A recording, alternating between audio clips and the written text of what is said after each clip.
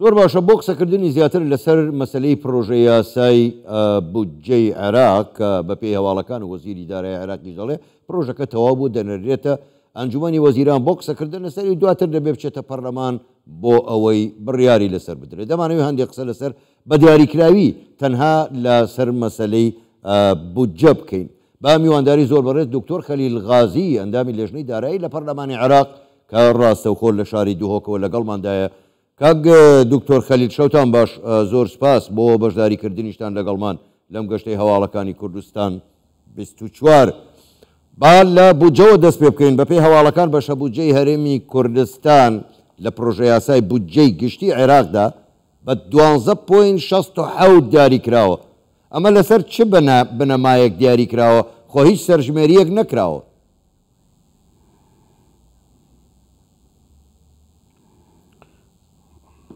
سلااف ڕێز بوو بینەر و بیسەرت کوردستان 24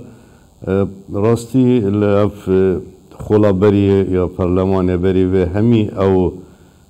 بریارێت هاتینەدان گرێدای پەرێما کوردستانێ و زۆرینا دەنگێت تایبەتی فراکسیۆنی شیعاتێ دانان و بابەت اتفاقی و توافقی هات بوو دیرێ خستن شبر هەندێ تەقدیرەوە ئەو ژمارە نیشتەجێ هەرێما کوردستانی vê rêjêne helbete ev berûvajî teqdîratê Wezareta Plandana Iraqê jî kene ku nêzîkî 14 salê danay û ew jî rastî heyekê me lê pitir eşyawê ya ku Wezareta Darayî cê daxeye pêgirî pê diket. بەداخەوە بۆ ئەوەی کە وەزارەتی پلاندانانی عێراق وای دانەوە ینی قابلە لە کوردستان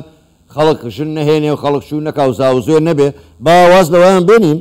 بەڵام بێمە سەر هەوەی کە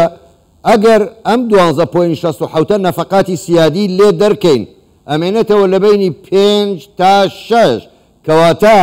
لە 95 بودجەی عێراق بۆ عێراقە لە 5 بۆ خەڵکی کوردستانە پێ دوانێ ئەمە زوڵم بێ لە خەڵکی کوردستان.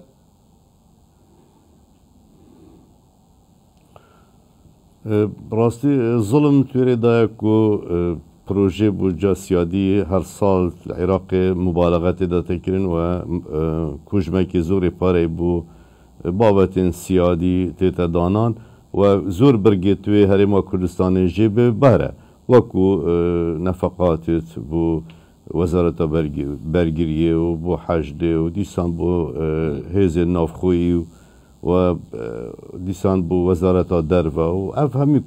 بابەتێت سیادی هەمی ڕێژەکە مازن شتێ و دیسان سەر هەندێ ڕۆژی نەوعە فێلەکە دیل هەرێما کوردستان تێدەکردن ئەو ژی gelek proje ku budca teşgîlî dane texne ser budca siyadî ew jî rastî neyasayiye lê ber zorîna dengaw nebûna tewafiqê ev tişte prêve çin û gedreka mezin hikmet li Herêma Kurdistanê têdekirin. Zor başa kak Dr. Xelîl ba bilin ki ittifaq li ser proje yasayî budceyê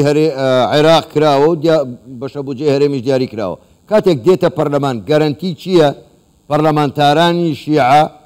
girift bo başa budceyê herêmî Kurdistan dirûst nakin. Eger kirdiyan çar çi ye bê ew kate?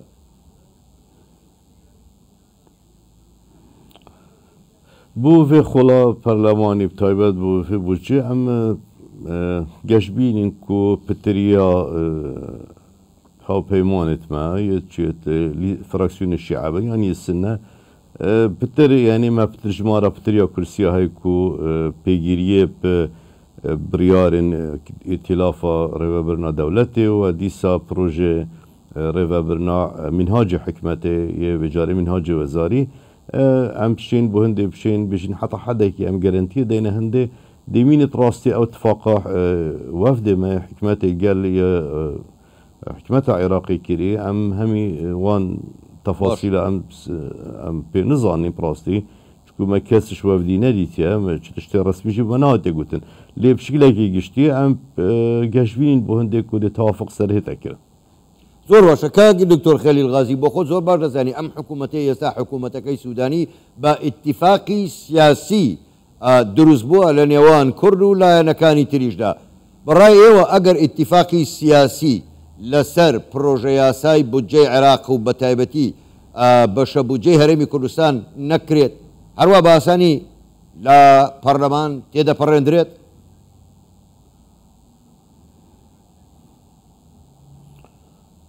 ڕاستی ئەگەر تەوافق نەبیتن ئەو دەنگێت وا زۆرن شێن پرێڤە بن بەس ئەگەر پێشێلکەن ئەو اتفاقا سیاسی هاتیەکردن هەمی تشتێتەکردن لێ جارێ وی دەمیژی دێ فراکسیونتمە تایبەت فراکسیۆنا پارتی دێ هەلویستێ خۆ هەبیتن بەس ئەگەر ئەم گەشتبین پندێک و دیفک و دیتنامە بۆ هەواڵێتمە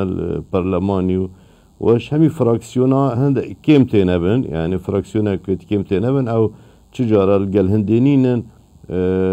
ئێک مافی هەرێما کوردستانە بهێتە دان ئەو ژی نابنە ئەو ژمارە هەندێک و بشێن پرۆژێ تیلافە ئیدارە دەوڵەتێکدەن.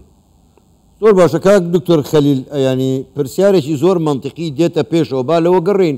کە بودجەی هەرێمی کوردستان بە ئیتیفاق لە 1970ەوە هێواش تا لە 2014 بڕیان و دوایی بۆتە 12.67 با لەوە گەڕین بەڵام بۆچی ناتوانن ئیتیفاقێکی کۆنکرێتی لەگەڵ هەرێمی کوردستان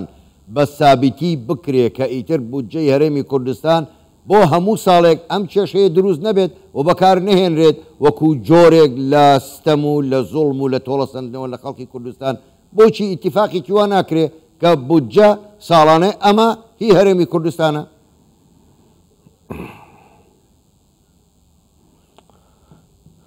ڕاستی دیف خوێندنا من بوو تێگەهێوا بۆ پەیوەندیت هەرێما کوردستانێ و حکومەتا فیدرال حتان و کە بدیتنا من بابەتی فیدرالی یعنی وەکو پرەنسیپێک دەفوان نەهاتیە جێگیرکردن حتان و کە فیدرالیە یعنی مرۆڤ gelek cara wê hêzeket ku qenaet babetê federaliyê nîne her lewma her tehekûmê digerin yani ne sultê tehekûmê digerin û şilahekî dîve jî gelek ew siyasiyet wat bînin ku projê gaz û neftê dîf bi nemayê distûriyê nûke distûrê Iraqê ew dibêjin dê çi dahat bûca federalî namînetin her bajêrekî dê her bajêrekî Iraqê dê maf hevîtin ku tasarrufê bi dehatê neftê bike ti rêjeka destnîşankirî lewma ihtimale Basra rêjeka mazinj dehatî bi xwe pilgirîtin û her dîsa ew bajêrê dî ew hosa dibînin lê bi rastî jî ew hêceteke revîne ji hindê ku babetê mafên me yê distûrî yên federalî neyêne cêvecêkirin. زۆر باشە زۆر بەڕێز دکتۆر خەلیل غازی ئەندامی لێژنەی دارایی لە پەرلەمانی عێراق ڕاستەوخۆ لە شاری دووەکۆ لەگەڵمان بووی گەلێک سپاس بۆ بەشداریکردنتان لەگەڵمان سپاس بۆ ئێوە شەوتان باش.